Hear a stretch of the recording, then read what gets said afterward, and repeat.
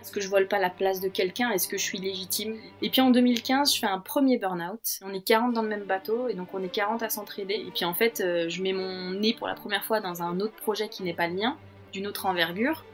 Et là, je me dis, mais je ne vais jamais y arriver. Bienvenue dans ce nouvel épisode, et aujourd'hui j'ai l'honneur de recevoir Alison. Alison est développeuse web depuis 3 ans. Après une carrière dans le biomédical, Alison a décidé de tout plaquer pour changer de vie après de multiples burn-out et surtout le décès de sa mère qui a agi sur elle comme un électrochoc. Pourtant, il lui a fallu plusieurs années pour sauter le pas. Entre manque de confiance en soi, manque de légitimité, manque d'exemple dans son entourage et un syndrome de l'imposteur omniprésent, finalement, Alison a pu surmonter toutes ces barrières pour entamer une reconversion de 6 mois à la Wild Code School. Formation qu'elle passa avec succès. Pourtant, ses débuts dans le monde du développement web ont été difficiles, mais Alison a pu surmonter ce défi et faire sa place. On a longuement parlé avec Alison de ses croyances limitantes, de son état d'esprit avant sa reconversion, et j'espère que cet épisode pourra motiver certains d'entre vous à se lancer dans l'aventure du développement. Avant de vous laisser avec Alison, je vous annonce que maintenant l'émission est disponible sur Spotify sous le nom 418 I Am The Teapot, et si vous êtes sur YouTube, n'hésitez pas à vous abonner. Bonjour Alison, je te remercie d'être sur le podcast. Donc j'ai eu envie de discuter avec toi parce que tu es développeuse web. Exact. Et tu es la première femme que je reçois sur le podcast. Donc j'ai eu envie de discuter avec toi pour que tu nous parles un peu de ta reconversion et de ton parcours, parce que toi ça fait un petit moment que tu t'es reconverti, ça fait 3 ans si je compte bien. C'est ça. Donc j'aimerais bien que tu nous parles de ton parcours et qu'est-ce qui se passe 3 ans après, parce que les autres personnes que j'ai eues sur le podcast, c'était juste frais. Très bien. Pour raconter un peu mon histoire, on va remonter un petit peu en arrière, parce que je suis née dans une famille modeste, personne n'a fait d'informatique ou d'ingénierie dans ma famille, donc j'étais pas du tout prédisposée à ça. Moi j'ai fait un bac littéraire théâtre en 2007, et ma vocation première c'était de sauver le monde parce que je voulais devenir éducatrice spécialisée. J'ai fait 1 an et demi de formation, et puis en fait je voulais travailler avec les femmes dans les foyers, et on m'a interdit ce choix parce que j'étais trop jeune. Un petit peu en colère, je suis partie. Je me suis dit, si c'est comme ça, je m'en vais. Et puis du coup, la vie a fait que j'ai eu besoin de travailler. Donc j'ai fait du commerce, j'ai fait de la mise en rayon à Carrefour précisément pendant presque 1 an pour avoir mon premier appart. Et puis les 3-8, le changement d'horaire toutes les semaines, honnêtement, c'était trop dur pour moi. Je pense que je suis une petite nature, donc ça me convenait pas du tout. Et je me suis dit, je vais essayer de trouver un métier déjà avec des horaires plus classiques de bureau. Et je me suis orientée vers le métier du médical, précisément de secrétaire médicale, pour laquelle je suis rentrée en contrat pro, donc en 2010, dans un petit cabinet. Et puis en fait, comme dans toute petite entreprise, on peut faire plein de choses, et que je suis très curieuse et très volontaire, au final, j'ai fini par faire du RH, de la compta, bref, tout ce qui était un peu administratif. Et surtout, j'étais très en contact avec notre informaticien, qui me disait toujours qu'il trouvait que j'avais des compétences et des qualités dans l'informatique, et il me disait, si un jour vous changez de métier, pensez à l'informatique, parce qu'il n'y a pas beaucoup de femmes, et je trouve ça super dommage. Donc il faut imaginer qu'il me répète ça pendant 8 ans, assez régulièrement, mais que ça passe dans une oreille, c'est pas le moment à ce moment-là.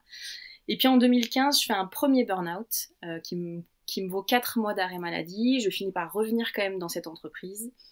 Et en 2016, je perds ma maman d'un cancer foudroyant, qui me rappelle à quel point la vie est un petit peu... il peut se passer des trucs imprévus, en tout cas. Et surtout, je me rends compte, en 2018, donc ça prend quand même plusieurs années de cheminement, deuil pas fait, métier qui me convient plus parce que les métiers du médical sont des métiers très particuliers. Déjà, on est en lien avec des gens qui sont pas en bonne santé, faut se dire ce qu'il y a quand ils viennent nous voir, c'est pas pour se faire les ongles ou couper les cheveux. On annonce des mauvaises nouvelles, et surtout, en 8 ans, moi je vois la mentalité des gens changer. Je vois des gens qui viennent de plus en plus agressifs, de moins en moins patients, et on a beau faire tout ce qu'on veut, on n'évitera pas les agressions. Donc moi c'est quelque chose que je vis très mal, et en plus avec ce deuil compliqué, donc je me dis là ça suffit. Je recommence à faire un burn-out, donc là même mon médecin me dit Alison, maintenant faut arrêter, faut faire autre chose. Et donc en 2018 se pose la question de quoi faire. J'ai qu'un bac, j'ai pas d'autres, je sais faire que du secrétariat, je tape très vite au clavier, mais Je sais pas trop en quoi ça peut être utile ailleurs que dans ce métier-là. Et donc je repense à cet informaticien que je recherche et que j'aimerais remercier tellement il a été un moteur dans ma reconversion, et je me renseigne sur les métiers de l'informatique. Sauf que je vois qu'il faut des bacs plus 5, des bacs plus 2, 3. Moi j'ai pas les ressources pour arrêter de travailler pendant aussi longtemps. Et au même moment je tombe sur une pub à la télé, ça c'est improbable, sur la Wild Code School, qui présente la formation, les 5 mois de formation très intense, le bac plus 2, les personnes en reconversion, et je dis à mon conjoint, oh, mais ça a l'air trop génial, tu devrais trop faire ça. Et lui me dit, bah toi, tu devrais faire ça. Et c'est parti de, ah bah oui, en fait, c'est pourquoi pas. Et donc je me suis renseignée, et pour rentrer dans cette école, il y a un petit parcours de sélection.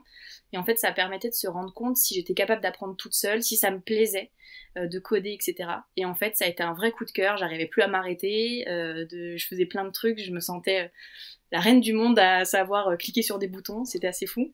Donc j'ai beaucoup aimé ces sensations-là, et donc je suis rentrée en formation en septembre 2018, qui a duré depuis 5 mois.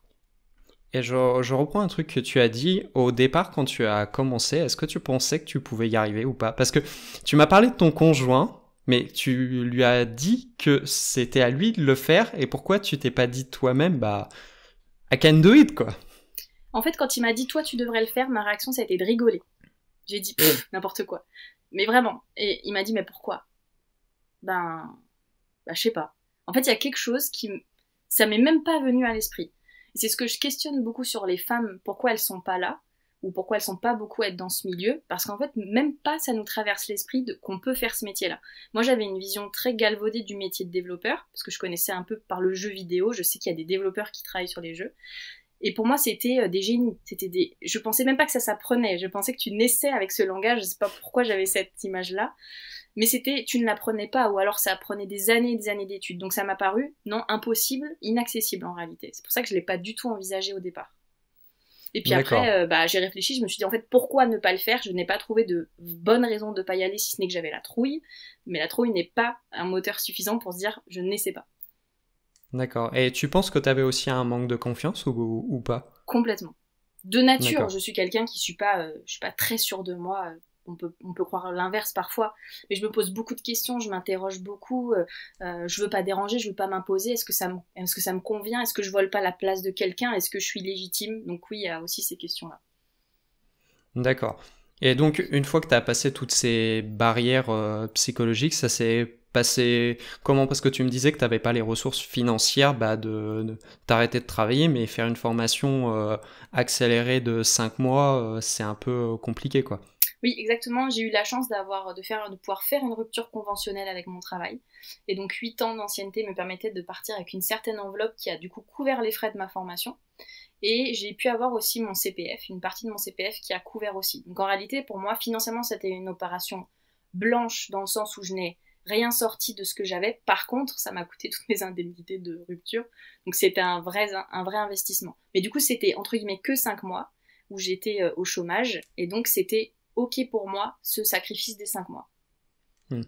Et peut-être que tu le voyais pas au départ, mais l'investissement sur le long terme, les salaires dans l'informatique étant plus élevés, c'est peut-être un bon investissement sur le long terme. Je suis assez d'accord, mais au départ, je voulais juste sauver ma peau, parce que je sentais que là, j'étais en train de couler, il fallait que je trouve quelque chose qui me fasse remonter. Et effectivement, mon choix a été plutôt juste, parce qu'effectivement, comme tu le dis, c'est vite amorti en réalité. Donc, Oui, ça c'est ce qu'on prend pas en compte, même si ça coûte relativement cher, mais quand on voit les salaires dans l'informatique, c'est très vite amorti. Et alors, comment ça se passe? Tu as fait une formation qui s'appelle Wild Code School. Donc, pour la prononciation, on repassera parce que c'est très dur à prononcer. Alors en fait, cette formation, elle est terriblement difficile. C'est-à-dire que le premier mois, on finit tous, on est en PLS parce que on se rend compte, la fatigue arrive sur les 5 mois. On se rend compte de ce qu'on vient de faire et on est beaucoup à se dire mais qu'est-ce que j'ai fait? J'ai vraiment quitté un CDI pour faire ça. On commence à apprendre, au début on est sur du HTML, CSS, c'est ok, et puis après là on commence à apprendre JavaScript, React pour ma part, et là on se dit mais qu'est-ce que j'ai fait? Mais qu'est-ce qui m'a pris de faire ça? Et donc ils font un truc qui est bien, c'est qu'on a les anciens qui viennent témoigner. Et donc on a des anciens élèves qui viennent nous dire voilà on a réussi, et ça c'est un moteur assez incroyable. Et du coup ça nous permet de tenir les 4 mois suivants. Mais clairement, moi, je finis pas ma genre de promo. Je pense que je suis dans la moyenne basse. C'est très dur, honnêtement. Il y a beaucoup de choses qu'on nous apprend. Il y a aussi beaucoup de choses qu'on ne nous apprend pas. Et donc nous, on croit qu'on est les rois du monde et tout. Moi, j'ai eu un peu l'effet melon à la fin, je suis très honnête. Pourtant, je suis quelqu'un qui doute de moi, mais à la fin, je me sentais la reine du monde. Et puis j'ai eu un premier stage où j'ai ramassé mes dents et j'ai compris que j'étais la reine de que dalle. Donc je suis partie en 48 heures pour te dire, j'ai fait mon stage et au bout de 48 heures je suis partie. Alors il y avait des raisons perso, mais j'ai senti tout de suite que j'avais pas l'accompagnement que j'aurais voulu et que j'avais besoin vu le niveau que j'avais en sortant. Et en fait c'est le meilleur choix que j'ai pu faire parce que derrière ça j'ai trouvé un autre stage dans une start-up qui s'appelle Elia qui m'a accueilli en tant que stagiaire. Ils étaient 3 fondateurs, ils venaient quasiment de créer la boîte. Et donc j'ai eu l'occasion de faire 6 mois de stage avec eux où j'ai pu co-construire leurs produits. Et ces 6 mois de stage se sont transformés en 6 mois de freelance parce que au bout du stage c'était on n'a pas les ressources pour t'embaucher mais en même temps on veut trop que tu continues à travailler avec nous. Et le freelance s'est transformé en part dans la société parce qu'encore une fois on n'a pas de sous pour t'embaucher mais en même temps on veut donc prendre des parts dans la société et voilà. D'accord, bah ça on en reparlera après. Là déjà on va se concentrer sur la formation, donc ça se passe comment? Et aussi toi, comme de ce que tu m'as dit, t'as pas un background universitaire très très élevé. Tu t'es pas dit mais ça va être insurmontable quoi, parce que l'informatique repose quand même sur des bases de mathématiques, de logique. Alors la logique, je suis tout à fait d'accord avec toi, c'était une de mes craintes parce que je suis littéraire, donc les maths, la science de base, c'est pas mes grands potes. Et au final, en fait, ça se fait assez naturellement. Y a des concepts qui manquent, ça c'est une réalité. Les formations qu'on a, qui sont hyper rapides, ne vaudront jamais des formations, les formations d'ingé par exemple, où il y a un apprentissage des bases qui nous manquent et qui font qu'aujourd'hui, même 3 ans après, je ressens encore les manques de ces 5 mois et je le perçois tous les jours et c'est terriblement difficile d'ailleurs, mais je suis bien entourée donc c'est cool. Et du coup, effectivement, oui, il y a ce côté, il y a tellement de choses et en fait, tu rentres carrément dans un univers différent. Tu parles une autre langue, avec une autre grammaire, avec des codes différents. Tout est nouveau, c'est terriblement déstabilisant. Je pense que c'est valable pour toutes les reconversions, mais dans le dev en particulier, tout est nouveau et tout est déstabilisant. Donc c'est effectivement très difficile, mais il y a de l'entraide. C'est-à-dire qu'on est 40 dans ma promo, et on est 40 dans le même bateau, et donc on est 40 à s'entraider. Et ce qui a aidé, c'est ça. C'est qu'on s'est fait des cours les uns aux autres le soir, avec ceux qui avaient le plus compris, etc. Et du coup, malgré tout, avec l'entraide, on a réussi à tous se tirer vers le haut. Et ça, c'est ce qui était vraiment le mieux, quoi. Oui, ça c'est. En plus, je pense que c'est inhérent aussi au monde de l'informatique, mais t'es pas la première sur le podcast à me dire en reconversion qu'il y a une entraide, il y a un esprit de corps qui est lié au fait que, comme tu le dis, tout le monde est dans le même bateau. Et si on revient plus au niveau du cursus, comment ça se passe? Parce que toutes les formations en ligne ou en présentiel ont un peu un fonctionnement différent. Alors sur la Wild, c'est du présentiel. Moi, c'était mon choix. J'hésitais entre O'Clock Open Classroom et la Wild. Mon choix, c'est parti sur la Wild parce que c'était la seule qui me proposait du présentiel. Ça me semblait être le meilleur choix. Et en fait, c'était découpé de façon à ce que on avait des quêtes. En fait, chaque semaine, on avait des quêtes qui sont... t'avais un cours et puis des exercices qui allaient avec le cours. Parfois, on te disait pas grand-chose et tu te débrouillais. Et puis, on avait des ateliers, des dojos où, par équipe de 5, on nous donnait un algorithme à résoudre à 5 à tour de rôle, donc toutes les minutes on changeait de pilote et de copilote. Et après on avait des projets, donc le socle de la formation est basé sur 3 projets, dont le dernier est avec un vrai client, ce que moi j'ai trouvé être un vrai plus, parce que du coup on avait vraiment le contact de la demande client, de la difficulté à communiquer, de la difficulté à comprendre ses besoins, et surtout on a travaillé du coup avec 3 équipes différentes qu'on n'a pas choisies, ce qui pour moi était hyper instructif, parce que des fois ça marche et des fois ça marche pas. Et c'est aussi ce qui peut t'arriver dans la vraie vie. Tu peux tomber dans une boîte avec une équipe où ça marche ou ça marche pas. Donc ça, c'était très intéressant. Mais voilà, le socle, c'est vraiment ces 3 projets-là qui mènent toute la formation. Et puis après, t'as des dojos, t'as ces fameuses quêtes et des ateliers CV, des ateliers LinkedIn, et t'as des intervenants extérieurs aussi qui interviennent sur les sujets de la sécurité ou du SEO ou voilà, sur d'autres sujets comme ça. Mais principalement, ça se découpait comme ça. D'accord. Et toi, qu'est-ce que t'en ressors à la fin? Tu trouvais que le format était adapté? Parce que sur le podcast, moi, j'ai eu beaucoup de gens qui venaient de O'Clock et d'Open Classroom qui sont en remote.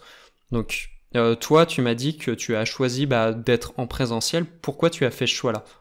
Alors, j'ai fait ce choix-là. Il y avait plusieurs aspects. La première, donc, faut se rappeler que je sors J'ai été arrêtée 8 mois en 2018 suite à ce surmenage, burn-out, deuil, etc. qui faisait que j'avais complètement perdu foi en l'humanité. Et en fait, ça m'a aidé à me reconstruire. C'était que je me suis dit, si je retourne voir des gens dans un cadre de formation, j'espérais que je retrouverais un peu la flamme qui m'animait d'aimer les autres. Donc c'était reconstructeur. Et en même temps, je me suis dit, ça serait sûrement moins difficile parce que tu crées du lien. J'avais l'impression qu'on créait plus de liens en étant côte à côte que à distance, ce qui en soi c'est pas vrai aujourd'hui. Enfin, si je devais changer, mon discours a évolué là-dessus, mais à l'époque, voilà, je pensais qu'on créerait plus de liens en étant côte à côte. Et moi, honnêtement, la façon dont ça s'est passé, je changerais absolument rien. Je trouvais ça très bien, les intervenants extérieurs, les dojos, le format des quais, tout est un peu autonome dans ton travail, on se corrige les uns les autres. C'est Open Classroom, je crois que ça marche aussi comme ça, et j'avais déjà beaucoup apprécié sur le HTML, CSS quand j'avais commencé. Donc il y a cet esprit collaboratif que moi j'ai beaucoup aimé, donc le format que propose la Wild, pour moi en tout cas, était hyper adapté, et c'était vraiment ok que ça fonctionne comme ça. D'accord. Et une fois que tu as fait ta formation, parce qu'un point qui revient souvent, c'est est-ce que tu as réussi à trouver un travail, un stage facilement, ou est-ce que tu as galéré ? C'était la galère, moi j'étais la dernière de ma promo à trouver, c'était terrible parce que je voyais tout le monde trouver, certains trouvaient même des CDI avant même la fin et je comprenais pas pourquoi moi ça marchait pas. Il y a eu un moment donné où je me suis dit qu'est-ce qu'il y a chez moi qui cloche, c'est pas possible. Et en réalité j'ai compris que mon approche était très mauvaise parce que je faisais ce qu'on m'avait toujours appris, c'est-à-dire à me vendre. Et en réalité je pense que se survendre c'est pas du tout une bonne chose parce que je pense que ça se sent. Et ça m'a aussi entraîné à tomber dans l'entreprise qui me correspondait pas parce que du coup je me suis survendue. Et ça, on nous l'apprend pas beaucoup. Et je pense qu'il faut savoir se démarquer. Mais le milieu est nouveau. Donc, on n'a pas les codes. Nous, on a les codes de avant où tu dois venir donner le meilleur de toi. Tu te donnes que tes qualités. Et c'est OK. Dans la tech et dans le dev, je pense que ça se passe pas comme ça en réalité. Et je pense que c'est important de savoir dire que tu sais pas. De savoir reconnaître que tu as besoin de ci ou besoin de ça. En tout cas, je pense que ça rassure. Et ça permet d'éviter d'être au mauvais endroit. Donc, moi, j'ai beaucoup galéré. Parce que j'avais pas les bonnes méthodes en réalité, je savais pas comment faire pour me mettre en avant. D'accord. Et qu'est-ce que tu faisais mal qui passait pas, à part le fait d'être commercial, mais...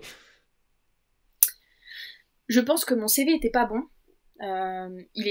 J'avais beaucoup de mes anciennes expériences et assez peu de ce que je savais faire à l'instant T, parce que mine de rien, quand on sort de formation, on sait faire des choses. Alors évidemment, jamais autant que quelqu'un qui a plus d'expérience, on est d'accord, mais il faut miser plutôt sur les projets qu'on fait et les réalisations qu'on a faites.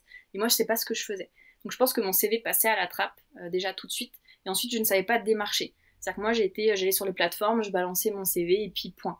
Et en réalité, j'ai compris que c'était beaucoup plus productif d'aller démarcher activement des entreprises ou prendre contact. On peut mettre dans une annonce son CV, puis derrière, si on trouve un contact sur LinkedIn ou quoi, ça peut être utile de créer du réseau. Et le réseau, c'est vraiment le truc qui, moi, encore aujourd'hui, qui me permet de trouver du travail.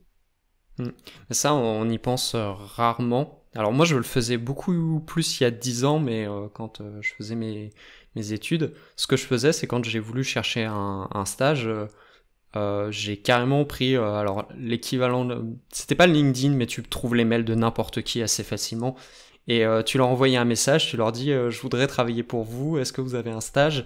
Et les gens en général ils te répondent, et ça on oublie de le faire, on est très dans la digitalisation, et au final c'est pas la méthode la plus efficace. Oui, je suis assez d'accord avec ça. Ça fout aussi la trouille, on peut se le dire, hein, aller voir quelqu'un et lui dire tiens, cherche un stage, c'est aussi s'exposer au nom et à se dire que il est pas apte forcément à recevoir ce message, donc on n'ose pas forcément.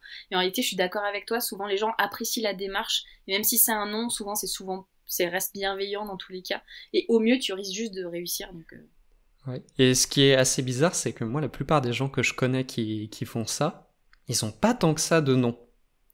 Ok. J'ai même une fois, là où j'ai compris que des fois il fallait juste demander, c'est que j'ai un copain, son stage de fin d'études, il a croisé le PDG de Rio Tinto Alcan. En gros, c'est c'est les 1000 plus grandes boîtes du monde.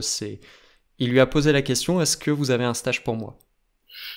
Le mec, il lui a répondu oui, envoie-moi un mail lundi matin. Trop bien. Non, mais ça tient à peu de choses. Je pense que ça marche vraiment comme ça et c'est assez révélateur. Alors, je connais pas les autres secteurs, mais je pense que dans l'IT, ça marche vraiment comme ça. Et je suis assez convaincue de ça aujourd'hui. Mais à l'époque, moi, je viens du médical, je suis pas au courant de tout ce qui se passe. Même LinkedIn, je connais pas à ce moment-là. Donc, c'est vraiment la découverte totale et j'avais pas ces codes-là, justement. Et même en formation, on nous l'a pas appris. Alors, on nous a appris qu'il fallait être sur LinkedIn, c'est vrai.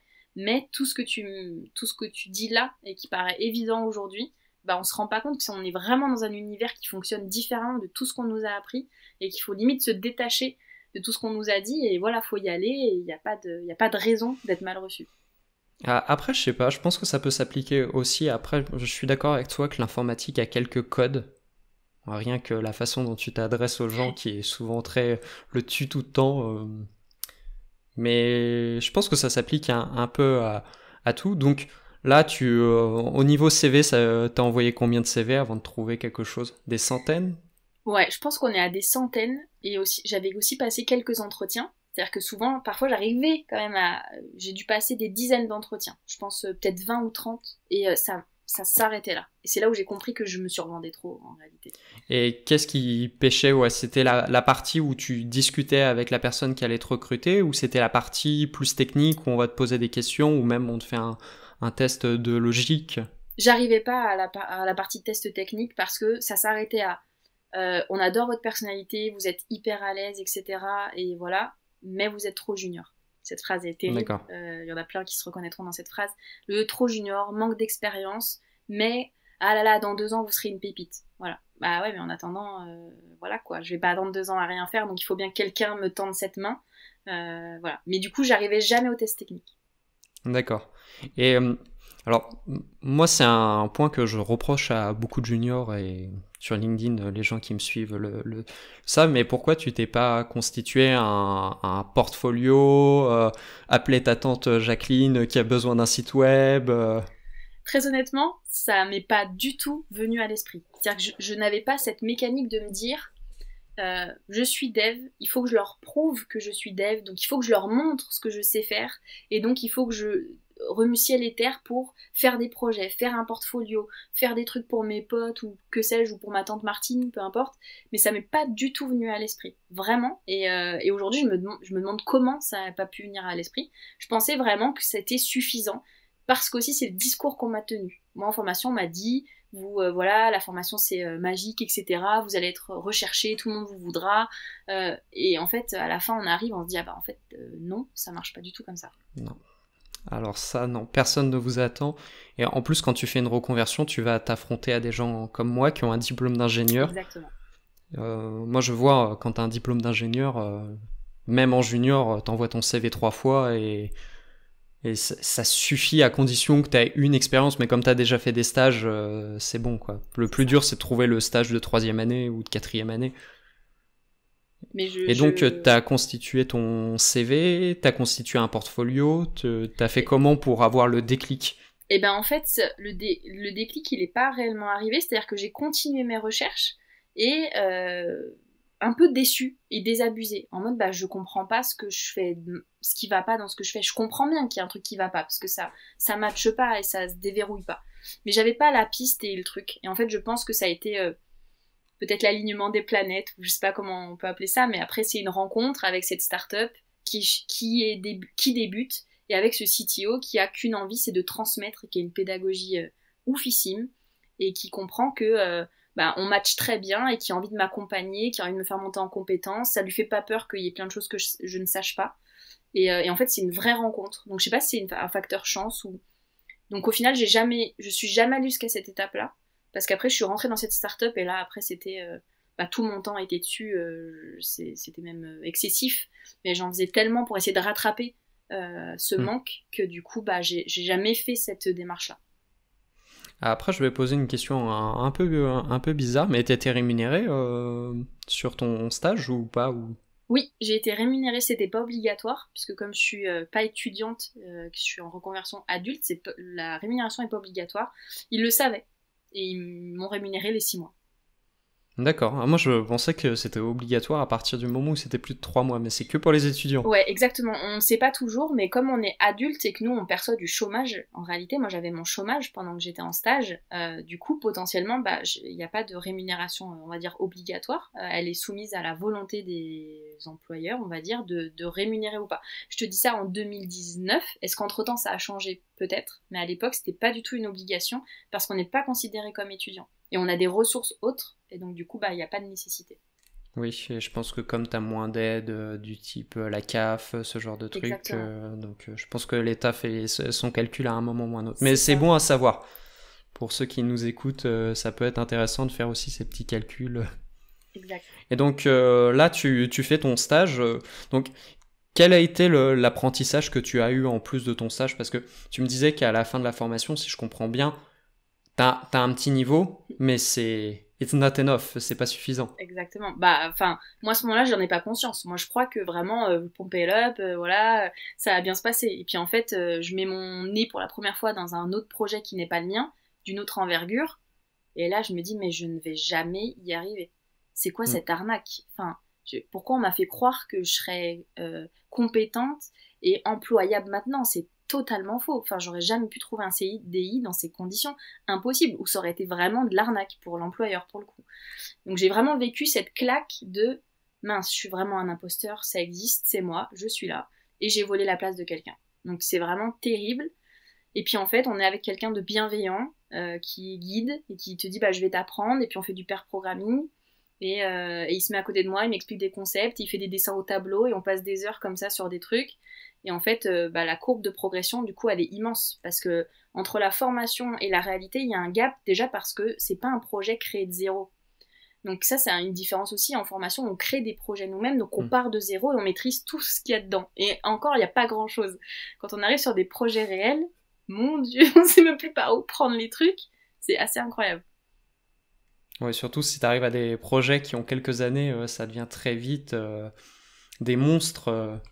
Et Exactement. donc, je vais revenir un peu sur ce que tu viens de dire, mais comment tu peux te dire à la fin de la formation de prendre le melon comme tu l'as dit, parce que tu te rends bien compte que tu sais, il te manque plein de choses. Et ben en fait, non. En fait, oui et non. C'est difficile à expliquer. Parce qu'en plus, c'est tellement pas dans ma nature. Même moi, j'essaye encore d'analyser qu'est-ce qui m'a fait prendre ce melon-là. Et j'ai échangé avec d'autres personnes qui m'ont dit qu'ils avaient vécu ce passage de tu te crois. En fait, je crois que au tout début, on apprend un métier que personne ne connaît. Dans nos entourages, personne ne connaît Mm. ce métier-là. On apprend des choses qui nous paraissaient inaccessibles. Ouvrir la console et pouvoir dire aujourd'hui que je comprends les trucs qui est écrit dedans, quand à l'époque, quand je l'ouvrais, je me disais mais c'est impossible de comprendre ça.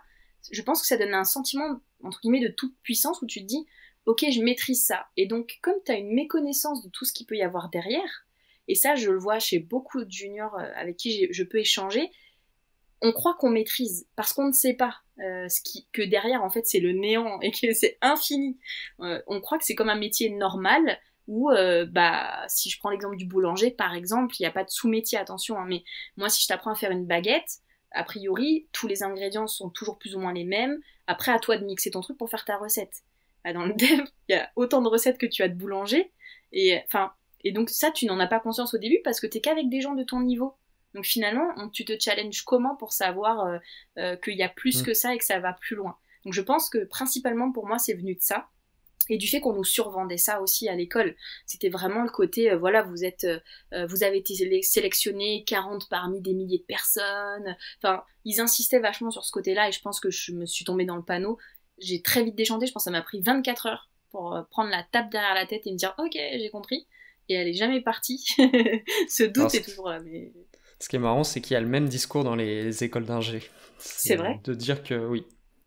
Oui, Incroyable. oui. Mais après, dans les écoles d'ingé, c'est plus ou moins vrai. Dans certaines écoles, c'est très marqué et c'est vrai. D'accord. Bon bah déjà, Si tu fais Polytechnique, oui, c'est vrai que oui, t'es en haut du panier.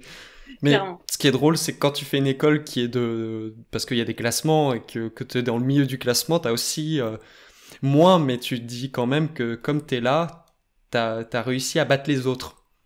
C'est ça. Et ça, c'est Donc, très dangereux pour l'ego. hmm. Ah oui, et surtout que ça peut être un frein même quand tu te fais recruter. les gens qui ont beaucoup d'ego, ça donne pas envie de recruter parce que tu te dis que tu as une bombe dans ton équipe, hein. Exactement, je confirme. Et ça, peut-être que aussi pendant tes entretiens, ça pouvait. Mais je suis convaincue avec le recul, en fait, le seul entretien que j'ai vraiment réussi avec cette startup Elia, c'est le seul entretien où j'ai failli arriver en retard. Non, je suis arrivée en retard, hein, c'était pas voulu, hein, mais je suis arrivée en retard, je me suis pas vendue pendant l'entretien. J'y suis allée un peu dépitée, donc clairement j'avais pas toute l'énergie que je pouvais avoir, toute la positivité, etc. J'étais vraiment un peu déçue de ma première expérience, donc du coup j'y suis allée en mode, ok, comme tous, ils vont me dire que je suis sympa, mais je suis trop junior, donc j'y croyais pas du tout. Et en fait, c'est le meilleur entretien de ma vie parce que j'ai rien vendu en fait. J'ai juste été moi-même. Je sais faire ça. Voilà qui je suis. Voilà ce que j'aime. Voilà ce dont j'ai besoin. Est-ce que vous pouvez répondre à mes besoins? Est-ce que je peux répondre à vos attentes? Oui, ok, on y va. Mais vraiment, c'est là où j'ai compris. Je me suis dit, mais en fait, je me suis embêtée pour rien depuis le début à survendre un truc qui était pas vrai. Oui, moi je veux te dire, mes meilleurs entretiens, c'est juste tu discutes avec les gens. C'est ça. Au final, si tu vois qu'ils ont des équipements de moto et que tu fais de la moto, tu parles de la moto. Parce que c'est pas la peine de débiter toute ton expérience, parce que déjà de 1, on sait pas si c'est vrai. La personne en face, elle fera un test technique, donc la technique, elle en a pas grand chose à faire. Donc au final, il faut juste connecter avec d'autres humains, quoi. Exactement, je suis tout à fait d'accord. Et en plus, l'approche est différente.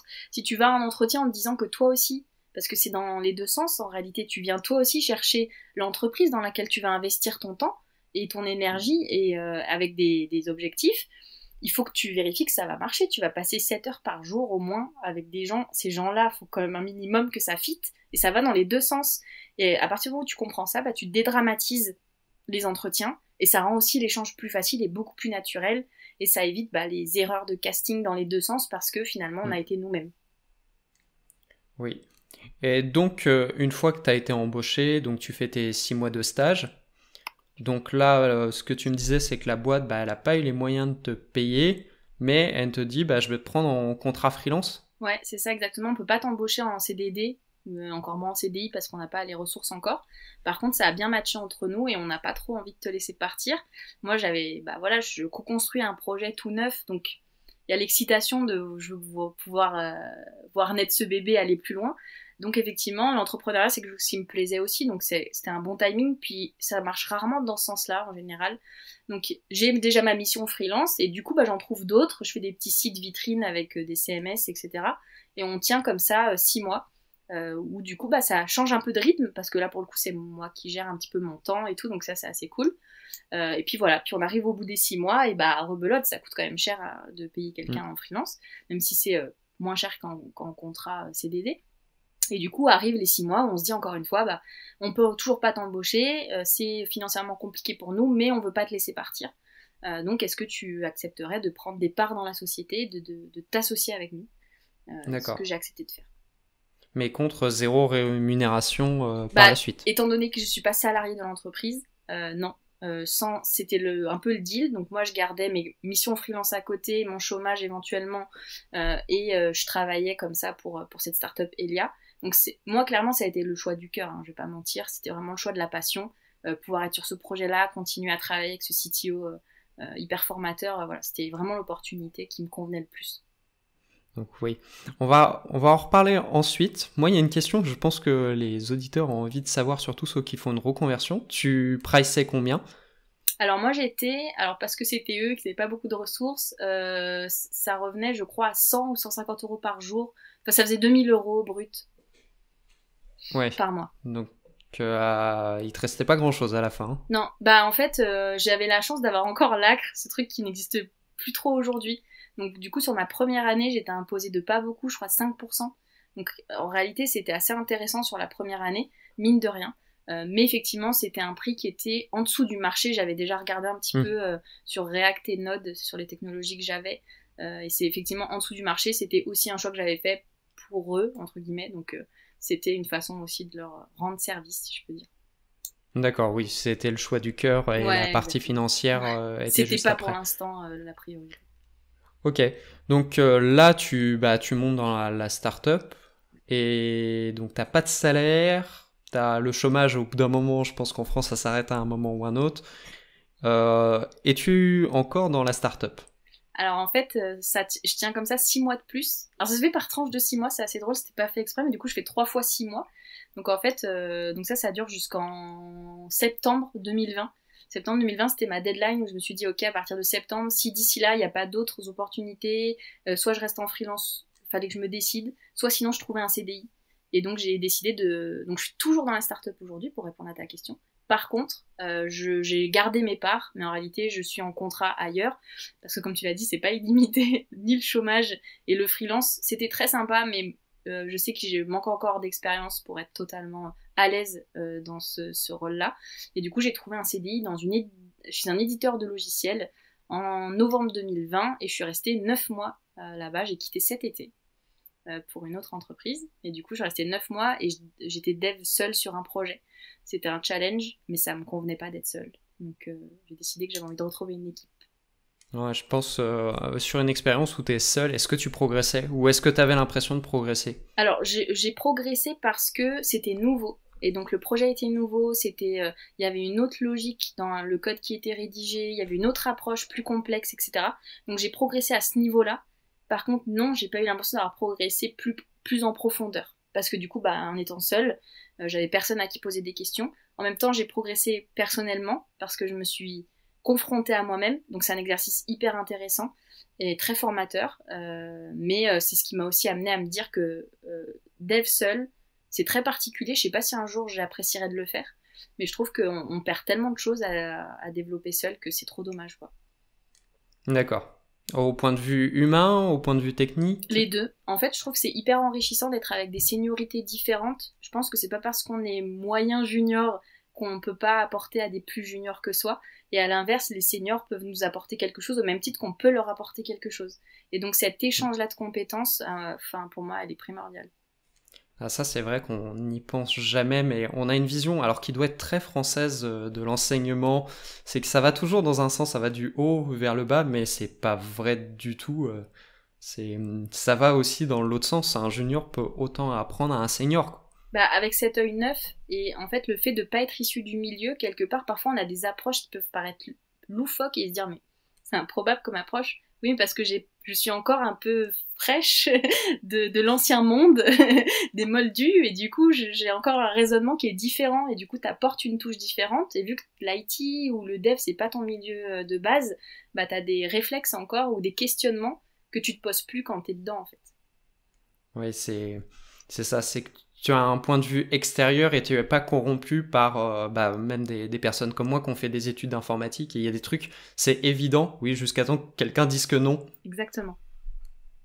Donc ça, c'était ton dernier job ou pas? En fait, j'ai fait un truc pas bien. Enfin, pas bien. Pas bien d'un point de vue de la morale, puisqu'en fait, j'avais trouvé une autre entreprise que j'ai rejoint 24 heures cet été, puisqu'entre-temps, j'ai été contactée par quelqu'un que je connais sur LinkedIn et qui m'a proposé de le rejoindre dans une autre entreprise qui s'appelle Germinal, dans laquelle je suis depuis 10 jours maintenant, donc c'est assez frais. Donc c'est ça mon entreprise en cours. Mais du coup, j'ai encore fait le choix de quitter quelque chose, ça a été très dur. Et j'aime bien en parler parce que des fois, on croit que on est bloqué, qu'on n'a pas le choix, que c'est pas possible. Moi, c'est pas dans mes valeurs. J'ai pas dormi pendant 48 heures quand on m'a fait cette offre et que je me suis dit qu'est-ce que je fais? Est-ce que j'essaye pas? En même temps, je me suis engagée auprès de quelqu'un, etc. Mais il y a des choses où des fois on se dit je regretterais si je le fais pas. Donc du coup, j'ai choisi. Je ne citerai pas Machiavel, mais moi je respecte ce que dit Machiavel. Il dit, quand tu donnes ta promesse, tu la respectes jusqu'à temps que tu trouves mieux. C'est pas faux. Exactement. C'est vraiment l'idée. Alors moi, c'est un peu cynique, mais sur les entreprises, le problème, c'est que les entreprises, elles vivent, elles meurent. Si le jour où la société ne va pas, elle n'aura pas autant d'état d'âme à se poser la question, à te mettre dehors. Donc, si ton intérêt, c'est d'aller ailleurs, je pense qu'il faut aller ailleurs. Après, c'est discutable. Je suis assez d'accord avec ça. C'est très difficile parce qu'il y a une notion de morale qui est de dire et si c'était l'inverse, etc. Ou même juste de morale, de dire tu t'es engagé auprès de quelqu'un et tu restes 24 heures et tu t'en vas. C'est pas bien, ou c'est méchant, ou c'est pas juste, etc. Et moi, j'ai eu cette dualité-là, et en même temps, il y avait ce regret-là où je me suis dit, j'ai dit non plein de fois, j'ai eu plein d'autres offres que j'ai même pas lues, même pas regardées. Là, ça passe par quelqu'un que je connais. Et donc là, ça prend une autre dimension avec des conditions complètement différentes et où je me dis, vraiment, je sais que si j'y vais pas, je vais avoir des regrets, donc il faut que je le tente. Et sur le moment, c'est un moment très difficile, faut pas croire que c'est facile. C'est comme démissionner, c'est hyper dur, je pensais pas. Mais en fait, après coup, je regrette absolument pas mon choix. Ça n'empêche que j'ai déjà suggéré mon ancienne entreprise à quelqu'un d'autre. Enfin voilà, j'essaie de rattraper le coup, entre guillemets. Mais... Oui.